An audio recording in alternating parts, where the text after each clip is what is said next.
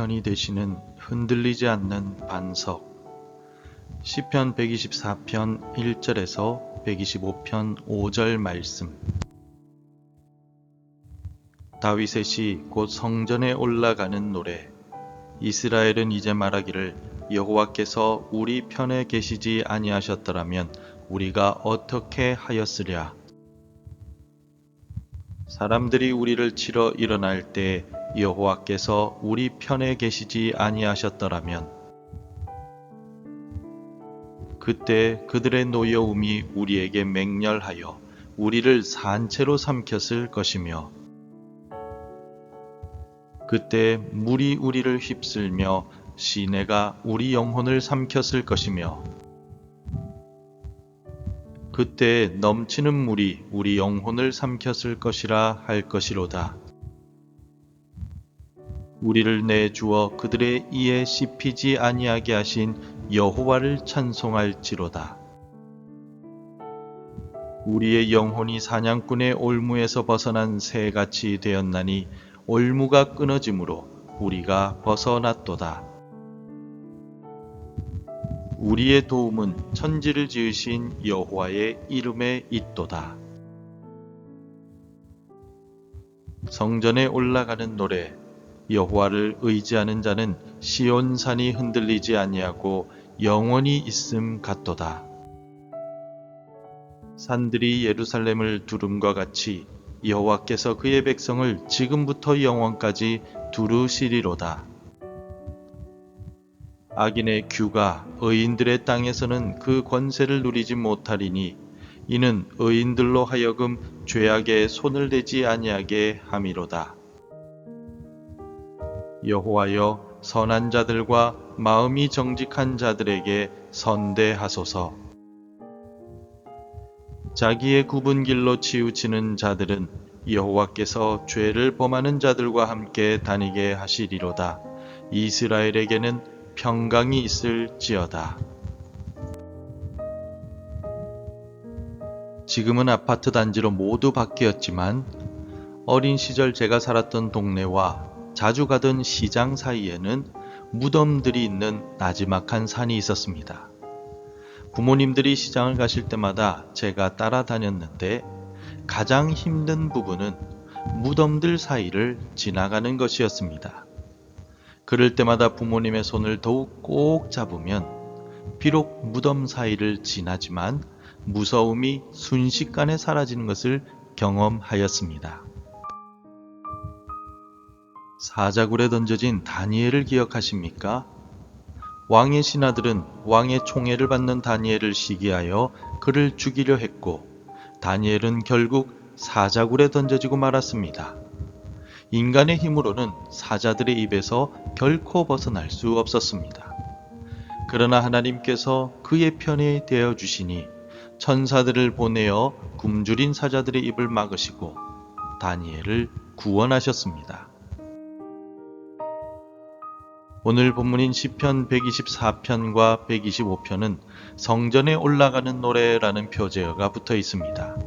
이스라엘 백성들이 절기를 지키기 위해서 예루살렘으로 순례의 길을 떠나며 부른 찬양입니다. 위험한 여정 속에서 그들은 과거에 베푸신 하나님의 구원을 회상하며 감사하고 앞으로도 변함없이 지키실 하나님을 향한 굳건한 신뢰와 믿음을 고백합니다. 이 시편들은 인생이라는 순례길에서 만나는 위협 속에서 성도의 유일한 도움이시며 반석이신 하나님을 노래하고 있습니다. 먼저 시인은 천지를 지으신 창조주 하나님께서 도와주시고 인도해 주실 것임을 확신하며 노래합니다. 124편 8절 말씀입니다. 우리의 도움은 천지를 지으신 여호와의 이름에 있도다. 여기서 도움으로 번역된 히브리어 에제르는 돕는 것과 함께 위기 상황에서 구출하는 강력한 능력과 힘을 의미합니다. 하나님께서 아담을 돕는 배필로 지으셨을 때에도 이 단어가 사용되었습니다. 또한 이름, 히브리어로 쉔이라고 하는 것은 그 존재의 인격과 능력, 명성 전체를 상징하는 단어입니다. 그러므로 우리의 구원은 이 세상의 어떤 힘이 아닌 하늘과 땅을 창조하신 전능하신 하나님의 인격과 능력을 의지할 때 주어지는 것임을 시인이 선포하고 있는 것입니다. 이 같은 선포는 골리앗 앞에 선 다윗이 너는 칼과 창과 단창으로 내게 나아오거니와 나는 만군의 여호와의 이름으로 내게 나아가노라 라고 외쳤던 신앙과 같습니다. 최근에 태풍으로 인해서 큰 피해를 입은 한 지역에서 그 지역에 있던 교회가 전혀 피해를 입지 않았다는 소식이 전해진 바가 있습니다. 주민들은 입을 모아서 하나님이 도우셨다라고 간증한 바가 있습니다. 이 같은 모습은 천지를 지으신 여호와의 이름을 의지하는 자에게 임하는 실제적인 보호와 도움을 보여주는 예라고 할 수 있습니다. 지금도 하나님은 우리를 돕고 계십니다. 창조주 하나님의 도움을 노래한 시인은 하나님을 의지할 때 우리의 삶이 흔들리지 않는다 라고 고백합니다. 125편 1절을 함께 읽겠습니다. 여호와를 의지하는 자는 시온산이 흔들리지 아니하고 영원히 있음 같도다. 1절에 의지하다 라는 히브리어 바타흐라고 하는 단어는 자신의 온 체중을 실어서 기대는 것을 의미합니다. 따라서 하나님을 의지한다 라는 것은 우리의 전 인격적인 모습과 삶의 모든 것을 하나님을 신뢰하고 맡기는 상태를 의미합니다. 시인은 그 신뢰의 결과를 시온산에 비유하고 있습니다.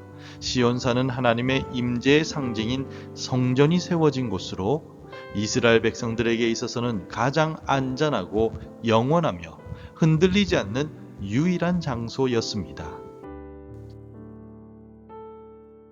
다시 말해서 우리의 신앙의 대상이신 하나님을 굳게 신뢰할 때 우리의 삶은 마치 하나님의 도성인 시온산처럼 그 어떤 세상의 풍파에도 흔들리지 않는 견고한 반석 위에 서게 된다는 신학적인 진리를 보여주고 있습니다.